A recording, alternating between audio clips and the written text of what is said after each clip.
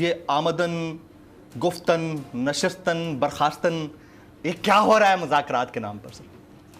بہت افسوس ہے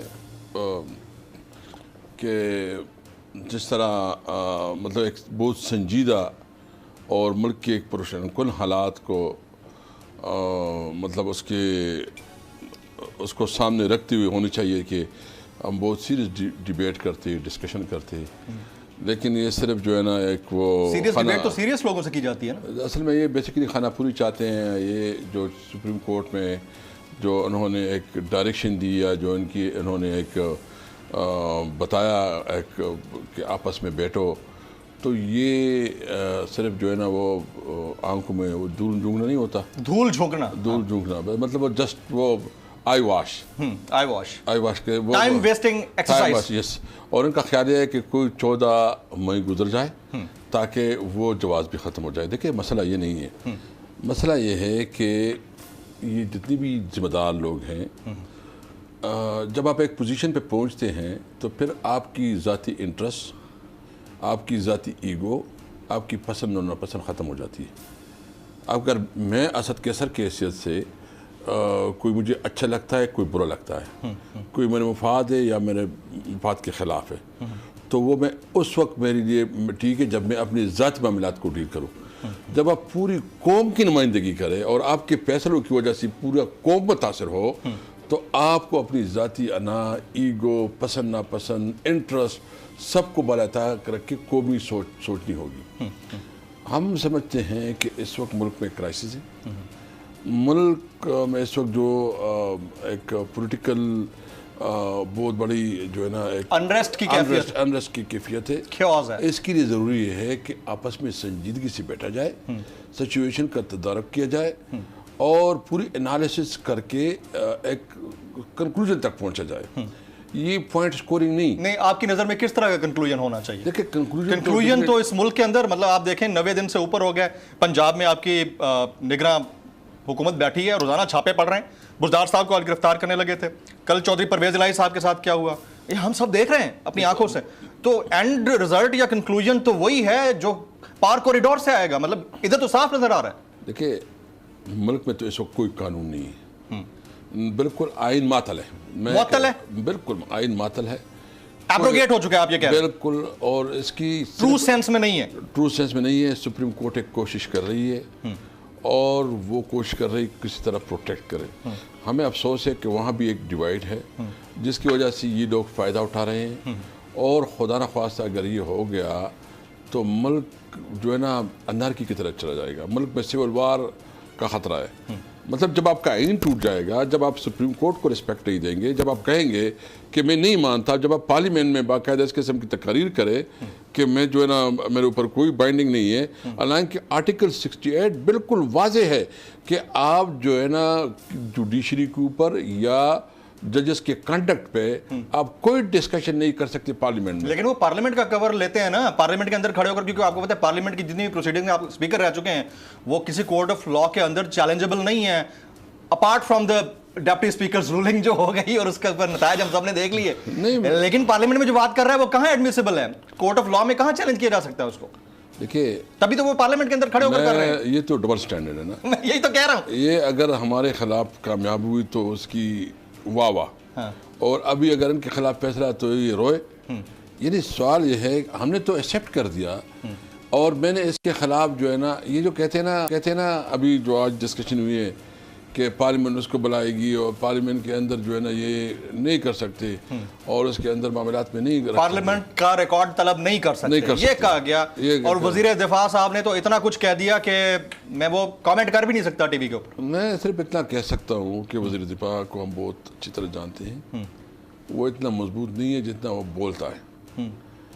شاید کہیں سے اس کو کوئی تبکی ملی ہے کہ آپ بولتے رہو. ہاں، لیکن میں اس کو جانتا ہوں اچھی طریقے سے. تو اچھا ہے کہ ایک ذمہ دار عہدے کے لحاظ سے اس کو بہت احتیاط سے بولنا چاہیے. اس وقت آپ مطلب اس وقت مطلب 60+ ہے خواجہ صاحب، 65 بلکہ 70 کے قریب ہوں گے. صحیح بھائی اس سے زیادہ آپ کو کیا سیاست میں ملے گی؟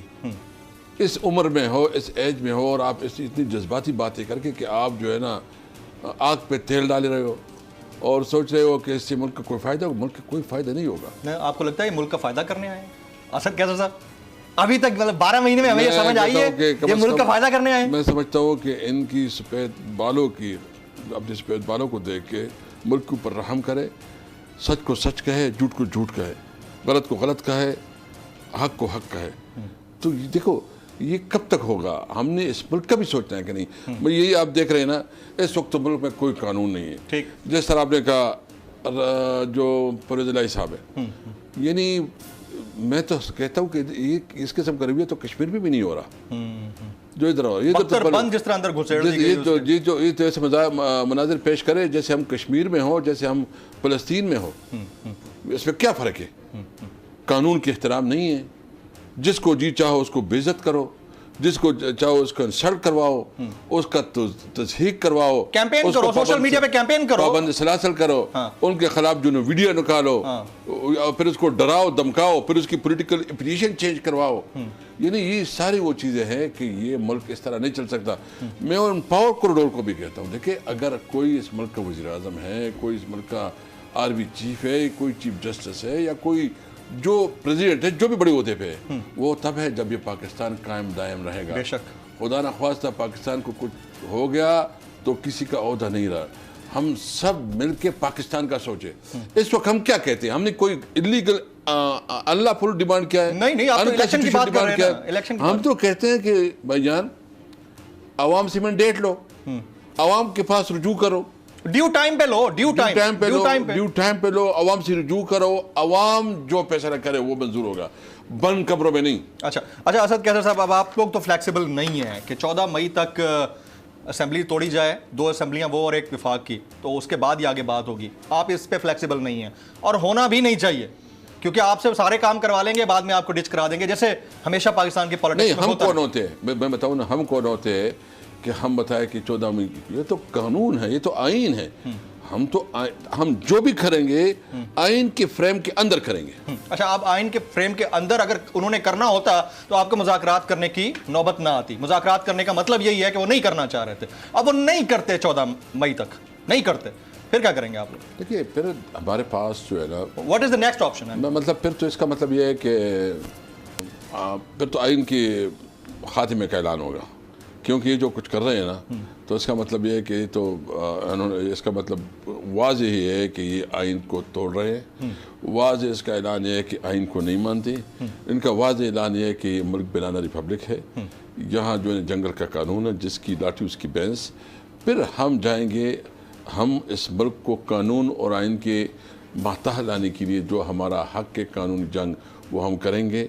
हम आवाम के पास जाएंगे, हम पब्लिक में जाएंगे, हम कानूनी और अवामी जंग दोनों लड़ेंगे। और अगर इनका ख्याल है, लॉन्ग मार्च कर सकते हैं आप? देखो उसके लिए जो जरूरी, अगर लॉन्ग मार्च जरूरी हो तो हम लॉन्ग मार्च करेंगे। अभी भी जरूरी नहीं है, नहीं अभी भी जरूरी नहीं है। आपकी हुकूमत गिराने के लिए 10,000 लोगों का टोला लेके बिलावल साहब आ गए थे महंगाई मार्च के नाम पर। हमजा और मरियम भी ले आए थे।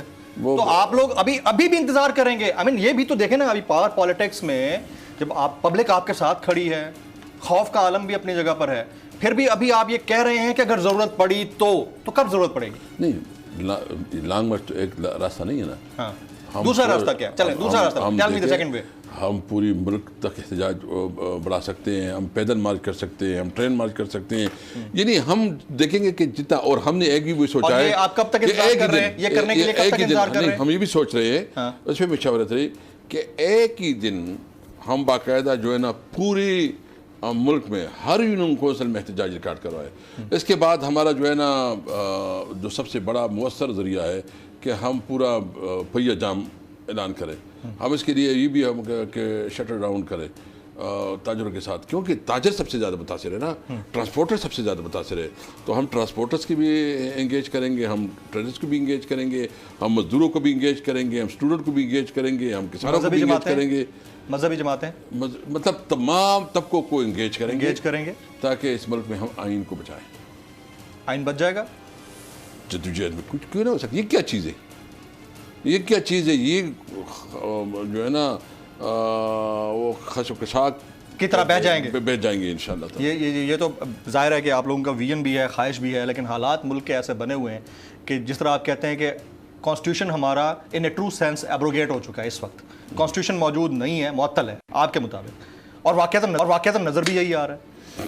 تو 14 مئی کو تو نہیں ہوتے انتخابات, اکتوبر میں ہوں گے؟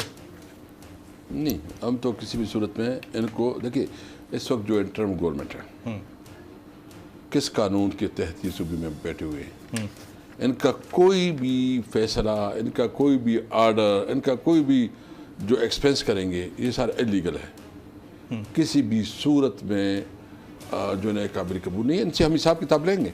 ابھی کی جو ان کے وہ ہے نا جو فیصلے کر رہے ہیں نا, اس کا احتساب ہوگا ان کا, کیونکہ یہ انلیگل ہے. یہ اگر کوئی تنخواہ لے رہے ہیں, یہ کوئی مراعات لے رہے ہیں, یا کوئی ایون ڈیسیجن کر رہے ہیں, ایون ان کی کیبنٹ میٹنگ بھی انلیگل ہے. اس کا کوئی قانونی حیثیت بھی نہیں ہے اور مارل حیثیت بھی نہیں ہے. آپ مذاکراتی ٹیم کا حصہ کیوں نہیں ہے؟ خان صاحب نے کیوں ایک شو میں کہا کہ میرا تو تمام جو فیتھ ہے وہ شاہ محمود قریشی صاحب کے اوپر ہے, اسد کیسر صاحب میرے ریپرزنٹیٹیو نہیں ہیں, یہ بات کیوں کہی انہوں نے؟ دیکھیں, ہمارا لیڈر ہے, اس نے جو فیصلہ کیا ہے وہ بہتر سمجھ سکتے ہیں. اور چونکہ اس وقت انہوں نے فیصلہ کیا ہوا تھا کہ یہ 3 لوگ کریں گے. ہمیں ایک اور اسائنمنٹ دی گئی تھی, ہم کشمیر گئے تھے, میں اور پرویز خٹک صاحب, اور ادھر انہوں نے, یہ وہ ٹائم تھا. تو خان صاحب تو بلنٹ آدمی ہے, اس نے جو کہا ہمارے لیڈر ہے, جو وہ کہیں گے وہ آپ کو منظور ہے, اس میں دوسری کوئی رائے نہیں ہے. رائٹ, اچھا جی.